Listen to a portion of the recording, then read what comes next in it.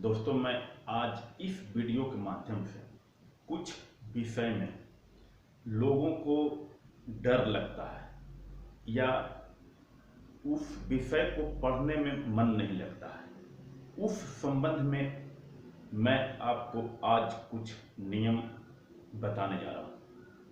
निश्चित ही यदि आप उसे फॉलो करेंगे तो आप उस डर को दोस्ती में बदल सकते हैं।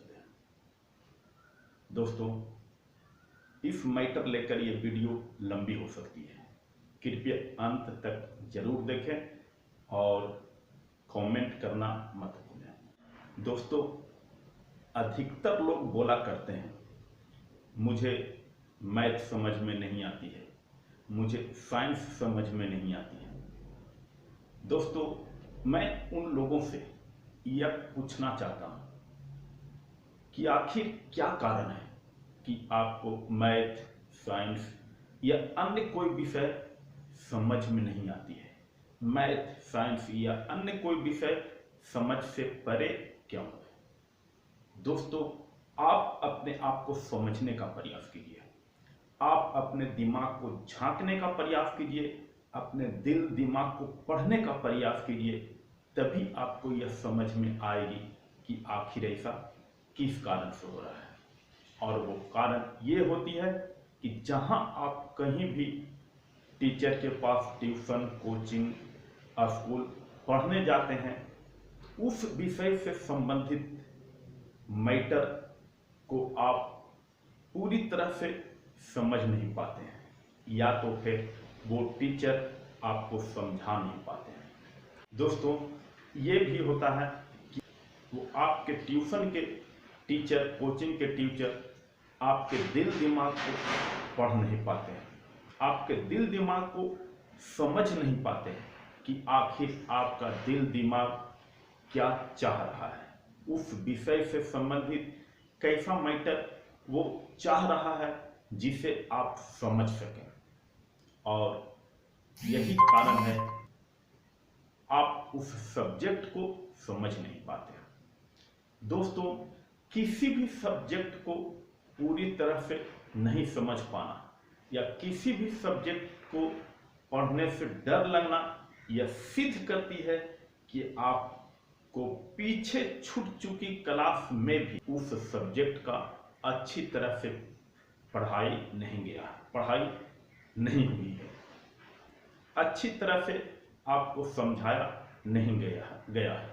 इस कारण से भी आगे आने वाली क्लासों में उस सब्जेक्ट को पढ़ने से डर लगता है या पढ़ने में मन नहीं लगता है। दोस्तों, आज इस संबंध में आपको कुछ नियम में बताने जा रहा हूं। निश्चित ही आप उसे फॉलो करेंगे तो आप उस डर को दोस्ती में बदल सकते हैं। पहला नियम, दोस्तों, अगर जिंदगी में, अगर लाइफ में किसी सब्जेक्ट से संबंधित सही टीचर नहीं मिल पाती है, तो सही शिक्षक नहीं मिल पाती है, तो उस कारण से उस सब्जेक्ट की पढ़ाई ढंग से नहीं हो पाती है और आप उसे समझ नहीं पाते हैं। परिणाम दिलचस्पी पैदा होने के बजाय उस सब्जेक्ट में दूरी बन जाती है और बाद में डर का रूप ले लेती है और आप उस सब्जेक्ट से कोसों दूर हो जाते हैं। इसलिए दोस्तों, यह मानना है कि आप अपने भविष्य में हमेशा उसी टीचर के पास पढ़ने के लिए जाना पसंद करें जो आपको आपके सब्जेक्ट को पूरी अच्छी तरह से आपको समझा पाते हैं, आपके विषय को पूरी अच्छी तरह से, पूरा विस्तृत रूप से, पूरा डिटेल रूप से आपको समझाने में सक्षम हो और आप समझ पाते हैं।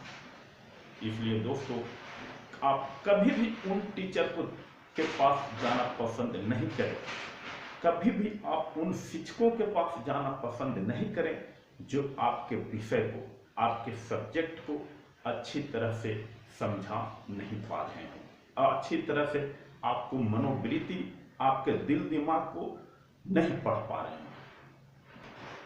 दोस्तों, दूसरा नियम, अक्सर यह देखा गया है कि यदि समय पर स्टडी मटेरियल विशेष रूप से अच्छे प्रकाशन का बुक यदि नहीं मिल पाती है तो उस कारण से भी स्टूडेंट उस विशेष सब्जेक्ट में पीछे हो जाते हैं।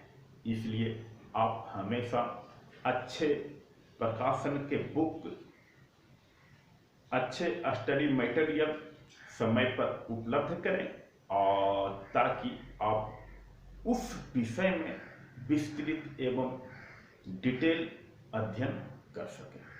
तीसरा नियम दोस्तों, अक्सर ये भी होता है कि किसी विशेष सब्जेक्ट के लेकर यदि आप किसी दोस्तों के बीच में चर्चा करते हैं तो कुछ दोस्त, कुछ फ्रेंड उस विषय को लेकर भ्रम पैदा कर देते हैं, डर पैदा कर देते हैं। इसलिए उन दोस्तों के साथ आप कभी रहना पसंद नहीं करें जो किसी विशेष विषय को लेकर, किसी विशेष सब्जेक्ट को लेकर आपको हरास करते हैं। दोस्तों, आप उन दोस्तों के साथ रहना पसंद करें जो आपको एक विशेष सब्जेक्ट को लेकर पॉजिटिव एनर्जी देता हो, आपको एक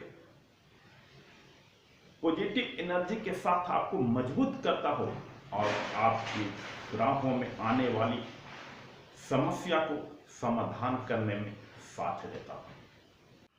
अगला नियम दोस्तों, अक्सर जब किसी विशेष सब्जेक्ट में बेसिक ज्ञान नहीं होती है तो उस अवस्था में भी छात्र को वह विषय, वह सब्जेक्ट पढ़ने पर ध्यान नहीं देती है, पढ़ने में रुचि नहीं दिखाते हैं और इस कारण से वह सब्जेक्ट पीछे छूट जाती है। इसलिए मेरा यह सलाह है कि दोस्तों, किसी भी सब्जेक्ट के गहराई में जाने से पहले, किसी भी विषय को गहराई में जाने से पहले आप उसका बेसिक अध्ययन जरूर करें।